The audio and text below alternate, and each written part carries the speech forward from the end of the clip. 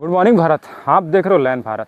आज एक हम सोशल इशू का टॉपिक लेंगे, क्योंकि आप देखेंगे कि जब तक आप किसी टॉपिक में डिबेट नहीं करेंगे तब तक आपके मन के जो अंतर विचार है उसमें कहीं ना कहीं उलझे रहेंगे। आपने देखा होगा महाभारत, उसमें अभिमन्यु जो था वो चक्रव्यूह में चला तो गया था लेकिन वहाँ से बाहर नहीं निकल पाया था। और उसी को जो इवेंट है उसको हम अपने कहीं ना कहीं लाइफ से रिलेट कर सकते हैं कि आज हर कोई कहीं ना कहीं चक्रव्यूह में फंसा हुआ है। कोई इकोनॉमिकल थॉट्स में फंसा हुआ है, कोई सोशल टॉपिक्स में फंसा हुआ है, और कोई कहीं ना कहीं सक्सेस लेने के बाद भी कहीं ना कहीं उसको चक्रव्यूह घेर लेता है, वो भी थॉट्स यानी विचारों के चक्रव्यूह। लेकिन जब तक आप सही डायरेक्शन में सही वीडियोस या सही टीचर्स का कहीं ना कहीं गाइडेंस नहीं लेंगे तो उस चक्रव्यूह से आप बाहर नहीं आ पाएंगे। तो बहुत ज़रूरी है आपको इस तरह से डिबेट करना, चाहे आप अपने पेरेंट्स से बात करें चाहे टीचर से बात करें, जो भी डिबेट लगता है। हमारी ये कोशिश रहेगी हम भी ऐसे ही सीरीज़ में कुछ ना कुछ क्वेश्चंस लेके आएँ और कहीं ना कहीं आपको फ़ायदा देने की कोशिश करें। तो आज हमारे साथ है एक गेस्ट जो है सूर्यदेव शर्मा सर जी, जो कि काफ़ी यूपीएससी के जाने माने टीचर हैं और ये कभी ना कभी आपको गाइडेंस देते हुए दिखे भी होंगे। और आज हमने इनको अप्रोच किया है, बहुत ही मुश्किल से समय निकाल करके आए हैं। आज हम टॉपिक लेंगे कि love marriage versus arrange marriage. किस तरह से आप देखेंगे कि समाज में अभी भी कुछ लोग जो पुराने जनरेशन हमारे पेरेंट्स वगैरह वो चाहते हैं कि जो हमारे बच्चे हैं वो अरेंज मैरिज करें, लेकिन आप देखेंगे कि जो न्यू जनरेशन है जिसको जैन जी बोला जाता है वो लव मैरिज के पीछे ज़्यादा जा रहे हैं और उसको ज़्यादा फॉलो करते हैं। तो इन दोनों में क्या डिफरेंस हो सकता है सर, और लव मैरिज और अरेंज मैरिज में आप अपने जो है ओपिनियन दीजिए कि कौन सा सही हो सकता है, क्योंकि आप देखेंगे सोसाइटी में दोनों कहीं ना कहीं फेलियर की तरफ जा रहे हैं। और अभी तो आप देखेंगे कि लव मैरिज ज़्यादा फेलियर हो रहा है, अरेंज मैरिज तो कभी ना कभी ले दे के लोग सर्वाइव कर जाते थे। बड़ा अच्छा टॉपिक लिया है आपने, love marriage versus arrange marriage. ये हालांकि लव मैरिज का जो सिस्टम है, हम यूँ कहें कि स्वयं देखकर विवाह कर लेना, ये आज का कॉन्सेप्ट नहीं है। पहली बात तो ये कॉन्सेप्ट हमारा सदियों से चला आ रहा है। हम चाहे महाभारत की बात करें, सीता का स्वयंवर हुआ था, हाँ। स्वयंवर, स्वयं से वर को चुनना, हाँ। राइट। फिर हम चाहे महाभारत की बात करें, द्रौपदी का चुनाव हुआ था, हाँ। उनको भी बल के द्वारा हालांकि जीता गया था, लेकिन कहीं ना कहीं कंपटीशन रखा गया जो आईएएस फर्स्ट रैंक करेगा वो वही मिलेगा। हाँ, वही मिलेगा। उसमें फिर क्या ब्यूटी विद ब्रेन भी मिल सकता है। हाँ। और उस समय भी ब्यूटी विद ब्रेन इसी हाँ। टाइप से मिलता था कि आप थोड़ा सा अपना शक्ति प्रदर्शन कीजिए। अब आते हैं कि दोनों में अंतर क्या है। तो पहली बात तो ये अंतर है कि लाइफ किसी एक व्यक्ति को दूसरे व्यक्ति के साथ स्पेंड करनी है। लड़की की या लड़के के मामा, चाचा, ताऊ और फूफा मौसा मिलकर के जाते हैं ये डिसाइड करने के लिए कि तुम इनके साथ अगले 50 साल तक रहोगे।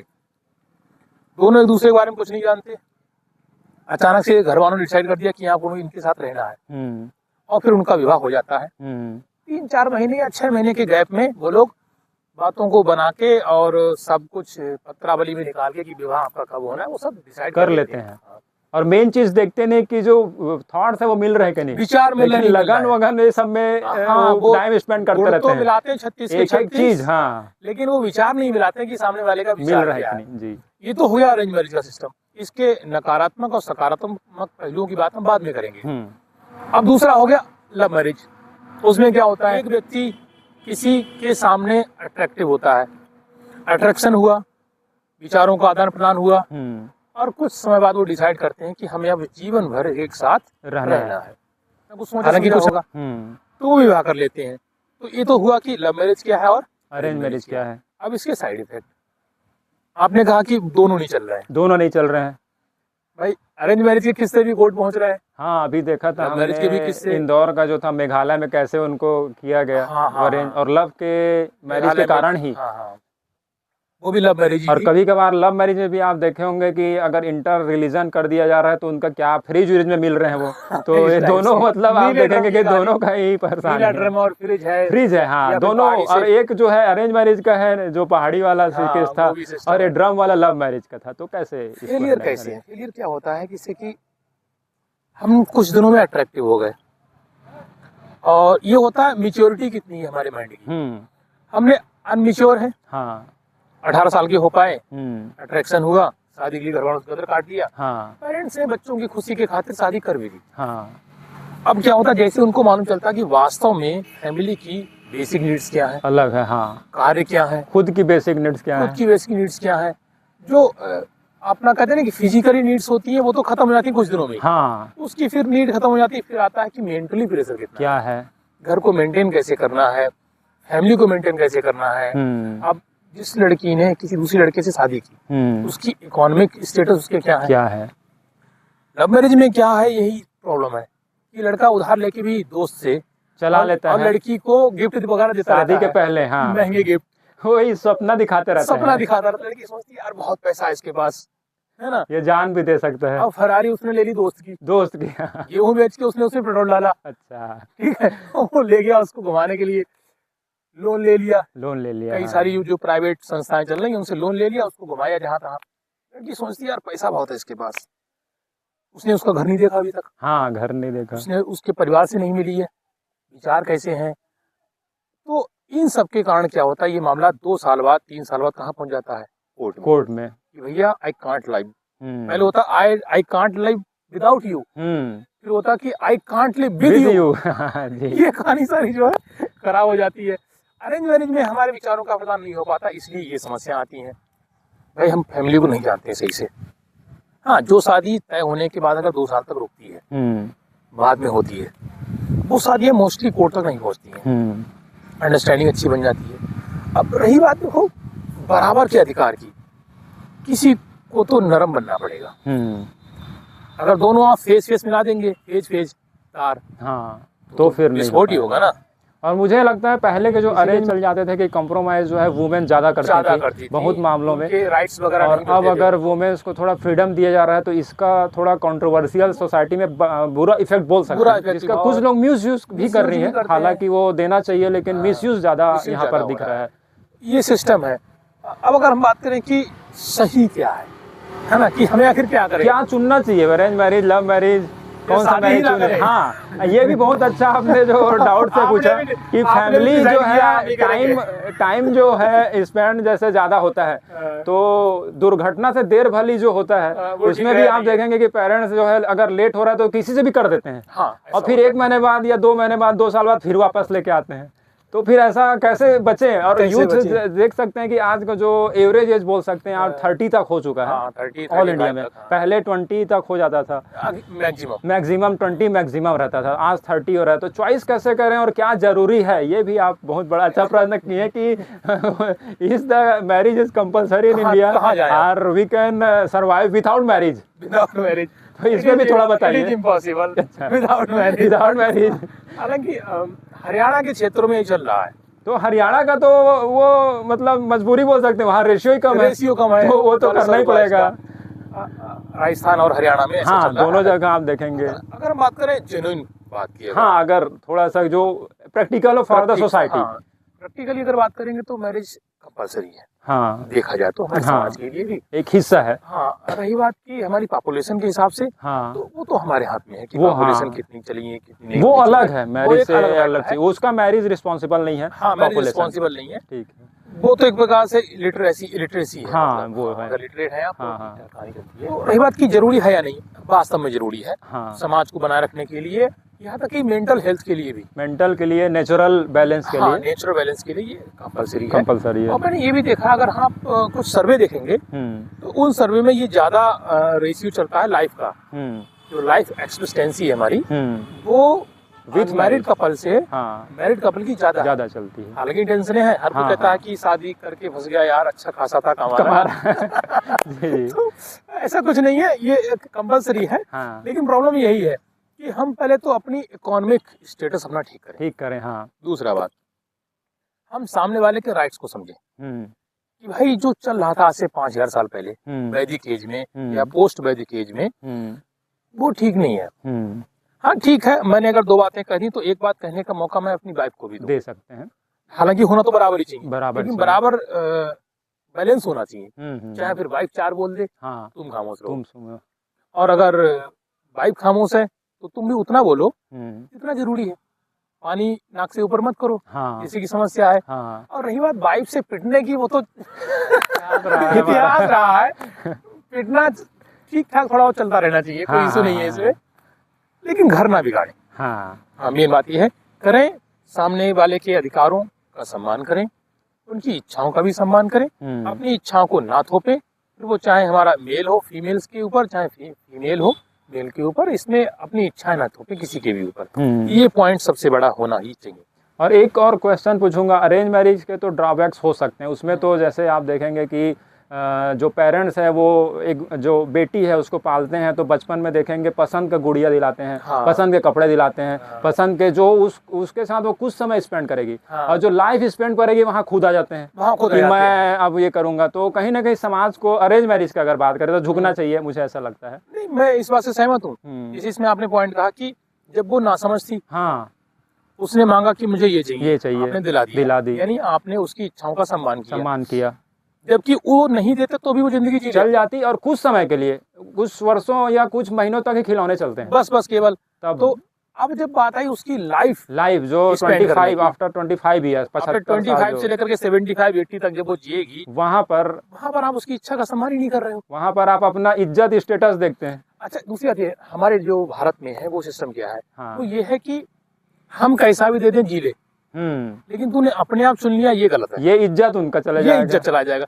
समझ में नहीं आता कि गर्ल्स की, लड़कियों की इच्छा में इज्जत कहाँ से आ गई। जो इज्जत शब्द है हमारा, वो लड़की की इच्छा में कहाँ से आ गई भाई। भाई तुमने चुन लिया, तुमने कहा ठीक है 25 साल के तुम हो, 25 साल के तुम हो, दोनों रहोगे, लड़कियों का नहीं रहेंगे, अब तुम्हारा ईगो हट हो गया, हमने कहा रहो, जबकि वो चाहते तो ये भी कर सकते हैं कि ठीक है तुम्हारी पसंद का कोई है, ठीक है देख लो, हाँ ये ठीक है, इकोनॉमिक सिस्टम ठीक है, नहीं ठीक है फैमिली देखनी चाहिए, हाँ फैमिली को देखो भाई, क्या आपका कोई गलत फैमिली मिल जाए वो, फिर बच्ची को समझाओ, जज करना चाहिए, इसमें कोई गलत बात नहीं है, लेकिन बच्ची की इच्छा का सम्मान रखो, मेरे ख्याल से ये होना चाहिए। था नहीं अभी तक, लेकिन खैर अब तो होने लगा है मोस्टली अब तो इंटरकास्ट मैरिज भी अच्छी खासी हो रही है, और सपोर्ट इंटर रिलीजन भी चल रहा है, इंटर रिलीजन भी चल रहा है, कास्ट के अलावा अदर रिलीजन भी चल रहा है, कोई दिक्कत नहीं है। तो मेरी फिलहाल पेरेंट्स को यही सलाह है कि बच्चों की इच्छाओं का सम्मान करें, शादी होने के बाद फिर बच्चे आपकी इच्छाओं का सम्मान करेंगे, क्योंकि अब कई सी दिन वो बच्चे थे जब माँ बाप बूढ़े होते तो भी बच्चों वाली स्थिति हो जाती है उनकी, फिर आपका सम्मान होगा। ये सब होता है। और शादी में जैसे किसी का अगर हो रहा है कपल्स का, तो फैमिली को देखना क्या चाहिए, सबसे पहले आप देखते हैं धर्म देखते हैं कि सेम है कि नहीं, फिर उसके बाद वही कास्ट देखते हैं कि कास्ट है कि नहीं, स्टेटस देखते हैं कि लड़का कमा रहा है नहीं कमा रहा है, ये सब देखते हैं, लेकिन मेन चीज जो थॉट्स होना चाहिए दोनों के मिल रहे हैं कि नहीं, वो क्यों नहीं देखते। और वो ऐसा जरूरी नहीं कि एक ही रिलीजन में ही मिले, हो सकता है वो जो एक लड़की का थॉट्स है वो किसी दूसरे रिलीजन में भी मिल सकता है, उसको क्यों अहमियत हमको नहीं दिया जा रहा है, और रिलीजन को उससे ज्यादा बढ़ा दिया था, जबकि विचार ही मायने रखता है, और धर्म जो है विचार पहले आए थे, धर्म बाद में आया, लेकिन अब धर्म को ऑटो मतलब वो समझ जाइए कि एक स्टेटस सिंबल बना दिया गया, उसका विचार क्या है वो नहीं, इस धर्म का तो इसे कर दिया जाए। बस ये तो इसमें कहीं ना कहीं अरेंज मैरिज का अगर बोले कि करेक्शन होना चाहिए, अरेंज मैरिज का हो जाना चाहिए। दूसरा मेरे ख्याल से अरेंज मैरिज को डाइवर्ट कर देना चाहिए लव मैरिज की तरफ, ये बच्चों को ये छूट होनी चाहिए कि भाई ठीक है पहले से कह के रखना चाहिए कि ठीक है हम आपकी मर्जी से कर देंगे, लेकिन कुछ जो बेसिक फैक्ट्स हैं, जैसे कि हम मान लीजिए कोई फैमिली नॉन वेज नहीं है, वो वेजिटेरियन है, ठीक है भाई हमें वेजिटेरियन वाला व्यक्ति चाहिए, लेकिन उसका डिसीजन वो लड़की या लड़का कर सकता है स्वयं कि मैं कंफर्टेबल हूँ या नहीं हूँ, इसमें फैमिली कहाँ से इंटरफेयर कर पाएगी, क्योंकि आप देखे होंगे कि लव अरेंज मैरिज में कितने भी कोई भी स्टेट हो इंडिया का, चाहे नॉर्थ रीजन हो या साउथ हो, एक दिन बस आते हैं फैमिली, लेकिन जब डाइवर्स वगैरह का स्थिति होता है तो वो कोर्ट में जाते हैं, तो वही फैमिली कहाँ जाती है, फिर वो फैमिली फिर दिखती नहीं है जिसने तय कराया था, फिर जो भी मामा फूफा ताऊ वो सब नहीं दिखते। देखो जब बच्चे को परेशानी होगी, तो परेशानी सिर्फ मम्मी और पापा को होती है, बस जो यहाँ तक कि अगर बड़ा भाई भी कोई है उसकी शादी होगी तो वो भी अपनी फैमिली में एंगेज है, सिर्फ परेशानी होती मम्मी और पापा की, तो मम्मी और पापा ये सोचे कि मेरा बच्चा खुश होना चाहिए, चाहे वो जहाँ भी खुश है मैं वहाँ पे ठीक हो सकता है, वो आपके रिलीजन में भी आ सकता है, आउट ऑफ रिलीजन भी वो लड़का हो सकता है, इसमें रिलीजन को बाउंडेशन नहीं बनाना चाहिए। तो रिलीजन की ही बात कर रहा हूँ, यानी कास्ट तो एक छोटी चीज हो गई, अब तो अगर आप हिंदू हैं दूसरा हिंदू है तो कोई सी भी कास्ट चल जाती है जी। अब तो इंटर रिलीजन की भी हम लोगों को बात करनी चाहिए, जहाँ तक है इस मामले में, तो थोड़ा सा डाइवर्ट होना चाहिए और थोड़ा सा करेक्शन जरूरी है। और लव मैरिज में भी आप देखे होंगे कि लव मैरिज कर लेते हैं, फिर भी कहीं ना कहीं लव जो है एक सीमा के बाद वो लव खत्म होता है। हाँ। तो अब अरेंज तो अरेंज हो गया, लेकिन लव में भी कहीं ना अच्छा, कहीं दिक्कत वो- क्यों आ रहा है? और लव का डेफिनेशन क्या हो गया? फिजिकल अट्रैक्शन है, या फिर एक होता है कि बिना मिले भी कई लोग लव करते थे, जैसे आप श्री कृष्ण का देख सकते हैं हाँ। कि एक बार मिले उसके बाद कभी मिले ही कभी मिले नहीं। ही तो नहीं, और फिर हम भी उनके नाम आइडल करते हैं। बनाते हैं उनको, और इधर जब लव करते हैं तो बोलते हैं 5 मिनट में फोन क्यों नहीं आया? तो ये कैसे हो यहाँ सकता पे 2 मिनट तक फोन क्यों है? नहीं फोन हो क्यों रहा? नहीं आया? कहाँ बिजी जा रहा था अच्छा, कितना पेशेंस होता होगा उस जमाने उस में, जमाने में, और कि कितना 3-3 ट्रस्ट महीने होता बाद, होगा। कितना 3-3 महीने बाद, 4-4 महीने बाद चिट्ठियां पहुंचती थी, हाँ डेट किया जाता था। हाँ, अब तो 5 मिनट बहुत हो गया। 5 मिनट में भी नहीं रुक पाते शक लोग। की नजर हाँ, पहुंच शक की जाती है नज़र कि में। भाई तुम कहाँ व्यस्त हो। हाँ सब में चलता है, चाहे वो बॉयज हो चाहे गर्ल्स हो, दोनों गर्ल्स का हो। एक दूसरे पे ट्रस्ट इशू इसे कह सकते हैं। ट्रस्ट, हाँ। ट्रस्ट इशू है। अच्छा, रही बात ये कि लव मैरिज सफल कैसे हो, हम्म। मेन चीज है कि छोटे समय में डिसीजन ना ले। बहुत जल्दी, क्विकली। हाँ, क्विकली से आपका अट्रैक्शन हुआ, ठीक है, अट्रैक्शन अस्थायी होता है, परमानेंट नहीं होता। नहीं होता, हाँ। अगर किसी को किसी से प्रेम होता है हम्म। तो उसके विचारों से होना चाहिए। तो ये जो आप बोल रहे हैं, इसके लिए लिव इन कॉन्सेप्ट जो आपने कहीं ना कहीं एक जो है, वही तो जज का टाइम होता है कि 2 हाँ, पीरियड टाइम तो होता है, लेकिन मेरे ख्याल से विदाउट लिविंग के भी हम चल लोग सकता है। जैसे कि जल्दी जल्दी मिलना, हम्म। और कम समय देकर के बीच में धोखे से मिलना। हम्म जैसे किसी ने कहा कि आज मैं बाहर हूँ, हम्म। और आप फिर उसकी फैमिली में पहुंच जाओ, हाँ, चाहे फिर वो बॉयज की बात कर रहा हूँ, या गर्ल्स, दोनों की। Both side. हाँ, वो एक दूसरे की फैमिली के पास पहुंच जाए, अचानक से पहुंच जाए, उनके घर का सिस्टम क्या है, कैसा है? सिस्टमेटिक है नहीं है। कुछ क्या होता है कि किसी घर में जहाँ चीजें बिखरी हुई मिलती हैं, वो उनकी सोच को दर्शाता है कि ये सिस्टमेटिकली चलने के लायक है या नहीं है। दूसरी बात, आप फैमिली के पास ज्यादा टाइम बिताओ उनकी, क्योंकि उनकी जो फैमिली का स्टेटस होगा उसी का असर हम उनके बच्चे पे होगा। हाँ। ठीक है। अब जैसे जिस घर में, जहाँ तक मैं मानता हूँ, जिस घर में स्त्रियों का सम्मान नहीं है, उस घर से लड़कियों को रिश्ता जोड़ने से बचना चाहिए, चाहे लड़का कितना भी अपने आप को अच्छा दिखाने की कोशिश कर रहा हो। दूसरी बात है, अगर कोई लड़का ये कहता है कि मैं तुम्हारे लिए सब कुछ कर लूंगा, और मैं अपनी खुद की फैमिली का ख्याल नहीं रख रहा है, इस मामले में कि ख्याल रखने वाला है या नहीं है, तो लड़कियों को बचना चाहिए। लड़की, अगर कोई लड़का अपनी माँ का ख्याल नहीं रख पा रहा है, बाप का ख्याल नहीं रख पा रहा है, इसका मतलब वो रेस्पॉन्सिबल नहीं है। और रेस्पॉन्सिबल नहीं है वो जिसने तुमको 25 साल 20 साल बड़ा किया, तुम्हारे खर्चे झेले, तुम उसकी कदर नहीं कर रहे हो, तुम जो कल की लड़की आओगी उसका कदर क्या कर लेगा? कैसे कर सकते हो? तो फैमिली में उसका स्टेटस इसी प्रकार से मालूम चलेगा कि वो रेस्पॉन्सिबल कितना है, अपनी माँ के बीमार होने पर वो कितना उसका ख्याल रखता है। अगर उसका ख्याल नहीं रख रहा है, तुमसे बात करने चक्कर अगर वो उनका ख्याल नहीं रख रहा है, तुम डटे हो 2 घंटे फोन से, मम्मी चिल्ला रही पानी मांग रही है, तुम नहीं दे रहे हो, तो लड़की समझ जाना चाहिए कि ये कल के साथ मेरे साथ भी ऐसा ही कर सकता है, जब वो मम्मी के साथ ऐसा कर रहे तो। बिल्कुल। तो सबसे पहले देखो कि लड़का जिम्मेदार कितना है। अकड़ वाले बच्चों से बचना चाहिए। अच्छा, दिखावा कर रहा है जो बच्चा, उससे बचना चाहिए। अगर आपका बॉयफ्रेंड ये कहता है कि नहीं भाई मैं ये अफोर्ड नहीं कर पाऊंगा, तो उससे भागो मत। वो जिम्मेदार, सच है, वो वहां पर खर्चा नहीं करना चाह रहा है। आजकल जो सिनेमा जगत है, चांद तारे तोड़ लाऊंगा तुम्हारे, ये इससे कहीं ना कहीं गुमराह कर दिया गया कि जो मैं तो ये भी सोचता हूँ कि अगर चांद तारे वास्तव में तोड़ लाएगा तो लड़की उसका करेगी क्या? करेगी। अच्छा, ये भी बहुत बड़ा, ये आपने एग्जांपल अच्छा दिया है कि उसका करेगी क्या? हाँ। कि चांद तारों में नजर आए चेहरा तेरा, अरे आईना देख लो यार, फोटो देख लो, मंगवा लो। ये सब फालतू बातें कि चांद तारे ले आऊंगा, नहीं ला सकते। ये सब कभी की कल्पनाएं हैं, कभी की कल्पना है, बाकी इसके अलावा कुछ नहीं है। चांद तारों को मत मंगाओ, बस ये कह दो कि मुझे अच्छा खाना चाहिए। वो भी आज के जमाने में लड़कियां खुद कमाती हैं। हाँ, सेल्फ डिपेंडेंट। उसे चाहिए कि भाई तू मेरा सम्मान कर, मैं तेरा सम्मान करूँ। हाँ, इतना। आजकल लड़कियों को ये नहीं चाहिए कि तू मुझे ये लाके दे, वो लाके दे, वो खुद ले आती हैं। हाँ भाई, टीचिंग में लड़कियां हैं, हाँ, एस्ट्रोनॉट लड़कियां हैं, साइंटिस्ट लड़कियां हैं। तो हमें क्या चाहिए? सिर्फ एक अच्छा सादा जीवन। पैसा आजकल मायने रखता ही नहीं, क्योंकि पैसा लोगों के पास है, ऑलरेडी है। भाई पहले जमाना और था कि 200 रुपए 100 रुपए दिहाड़ी चलती थी। हाँ, आजकल 1000 रुपए पैसे मिल जाती है, ऐसे मिल जाती है। 30-35 रुपए तो आप कहीं भी कमा लो, कहीं भी। तो ये पॉइंट है। सबसे पहले खुद में अच्छा सिस्टम देखो, बस विचार ठीक है, जिंदगी ठीक है, बस पॉइंट इतना है। तो देखा आपने किस तरह से सूर्या सर ने काफ़ी अच्छे से एक्सप्लेन किया कि अगर आप अरेंज मैरिज करते हैं तो पेरेंट्स को ये देखना चाहिए कि उन दोनों के बीच में लव है कि नहीं है, कपल्स के बीच में, और अगर आप लव मैरिज कर रहे हैं तो जो दोनों कपल्स हैं उनको ये देखना चाहिए कि अरेंज जो ये अपने फैमिली को कैसे अरेंज कर सकता है। कहीं ना कहीं बैलेंस करेंगे, अरेंज में लव होना चाहिए और लव में अरेंज होना चाहिए, तब जा करके सिचुएशन होगा। अगर आप केवल अरेंज करते हैं या केवल लव करते हैं तो कहीं ना कहीं आप जो देख रहे हैं सोसाइटी में जो निगेटिव इफेक्ट हो रहा है वो हो रहा है। तो दोनों को आपको बैलेंस करना चाहिए। नेक्स्ट वीडियो में हम किसी और टॉपिक के साथ मिलेंगे और उम्मीद करते हैं कि ये जो डिस्कशन है वो कहीं ना कहीं आपके लाइफ में काम आएगा और आने वाले समय में आप जो है मिस गाइडेंस से बच करके अपने लाइफ को अच्छे से स्पेंड करेंगे। Thank you.